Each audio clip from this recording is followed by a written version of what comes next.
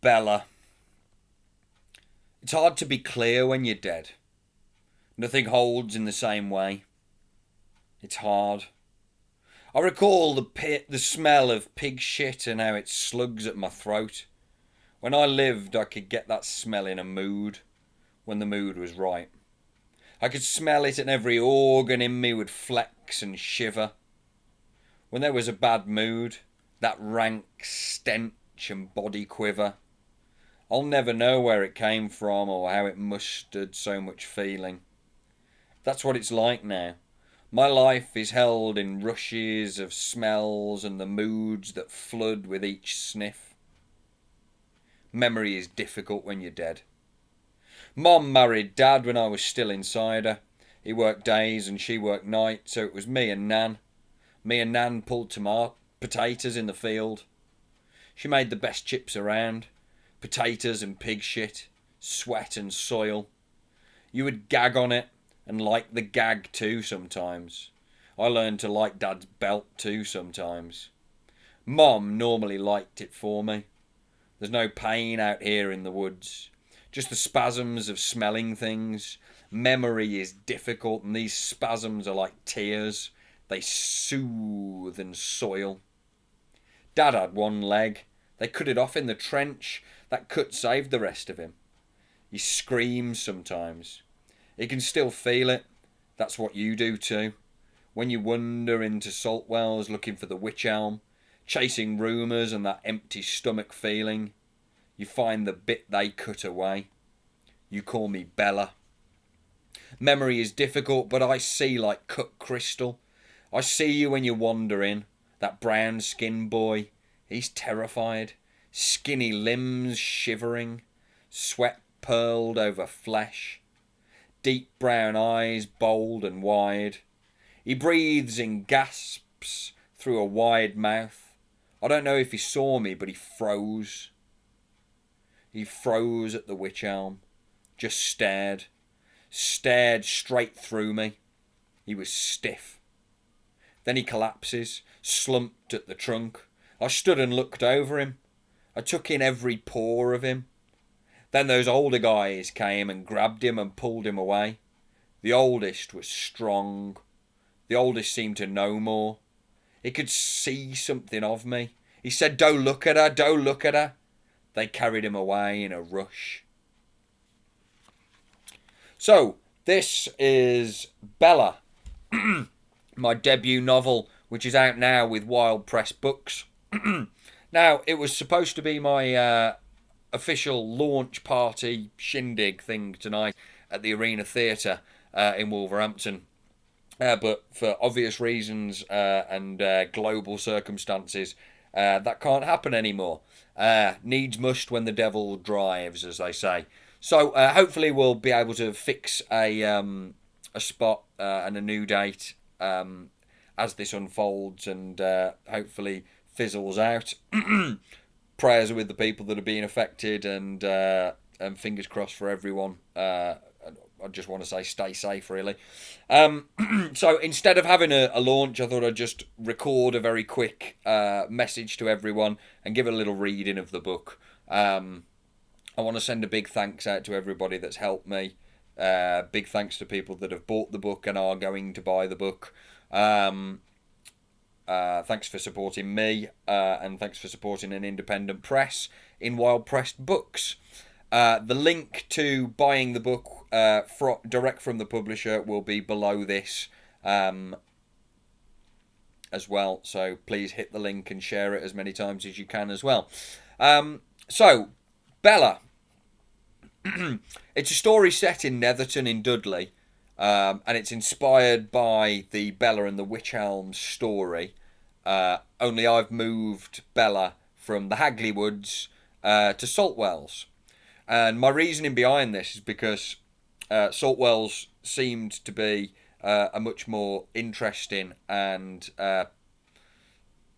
symbolically rich landscape for the types of ideas and themes that I wanted to look into.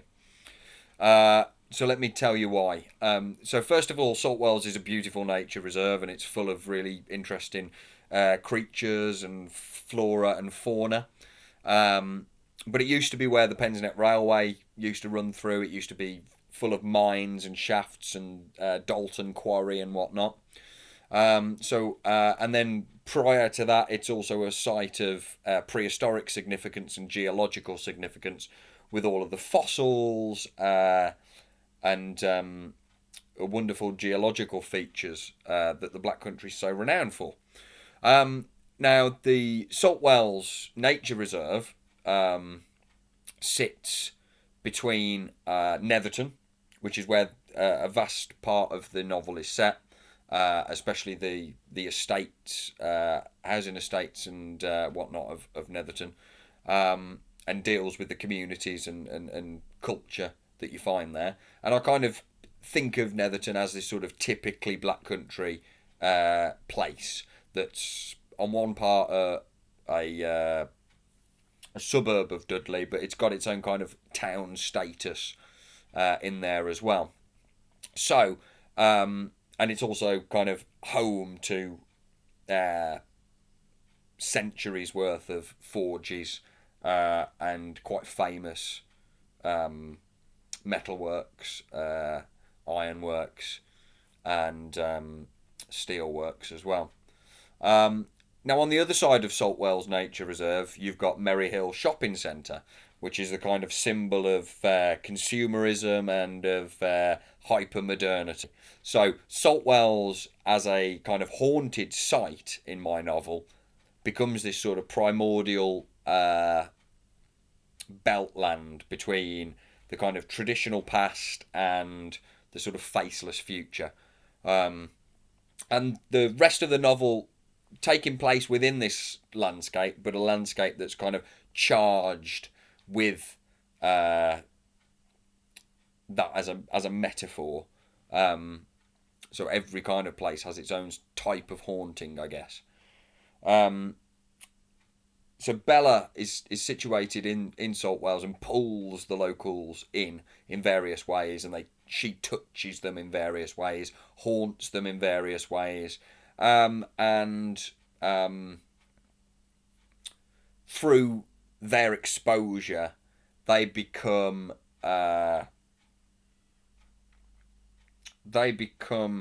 interested in seeking out unusual and off-kilter experiences, and they become sort of tainted by non-normative stuff. That's as close as I can kind of tell you without giving it away. And I'm going to leave that with you and say that I hope you enjoy it. Sorry for letting people down today and this evening, but hopefully we can fix a date in the future. And again, big thanks to people that have been involved in this. Most of you know who you are already. And I'll leave with the opening section of the book, which is in the voice of Michelle, who is one of the curious about Bella's mystery. I don't believe in witches or ghosts or whatnot, but there was something about Saltwells and Bella in one form or another. It was always there. Tim said he was an atheist, but he still daywalked under ladders and he hated black cats.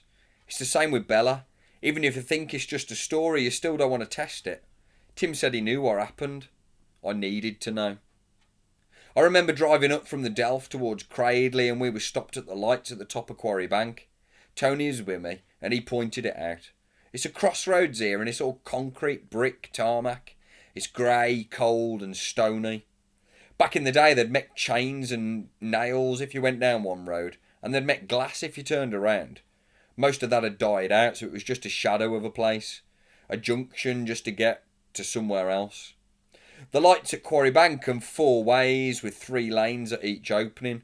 It's busy with people heading to the shops, to work. It's always busy and you never get across. You've always got to wait. It ain't nothing except a border between a couple of places that ain't proper towns any road. Tony was with me and he said it. See, round here we're always looking back. We're built from what come before us. Chains, steel, nails, soot and smoke in the skies. Most of it's gone now. We still got red bricks and concrete, corrugated metal and all that. But we ain't got forges. We ain't got mystic blacksmiths. We've got almost barren high streets. We've got slick grass, brass and plastic we've built over the works with. Stocking rows of dead-headed credit controllers, PPI reps, retail consultants. We've got Merryhill, an indoor town that spreads out in sanitised pound zones. There's what's left over. Little dry suburbs that sink between hills where dead factories and wrapped in weeds, and big housing estates all wet and grey and all punctured in electric light.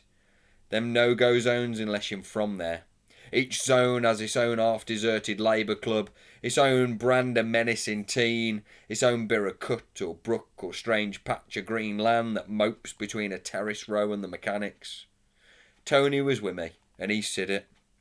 Poking out through a crack in the curb was a thin green vine, and on the vine were tiny green tomatoes. Tony said it was like Detroit, how it was once the biggest industrial hub in the US, how nature had started to claim back the city and how it had run its course. There was something frightening about that. It come out of the ground. That's what they're meant to do, but the ground was meant to be controlled by us, not weeds. I wondered what else was lurking under our industry, waiting to come back. It made me think of salt wells and where we'd play when we was kids. Who put Bella down the wych-elm? It was everywhere, this tag, chalked up over the red and grey bricks on our estate. This question, this warning. Most of us had got used to it, just walked past the signs on the Renner, down Cinderbank or Lodge Hill, like it was just another daily blot on a daily blotted place. Bella was a wench who'd been found in salt wells one night, It was dead, just bones. Had been stashed there donkeys ago and no one had found out. How? So a bunch of them had started painting it up on the walls of old factories. Who put Bella down the wych-elm?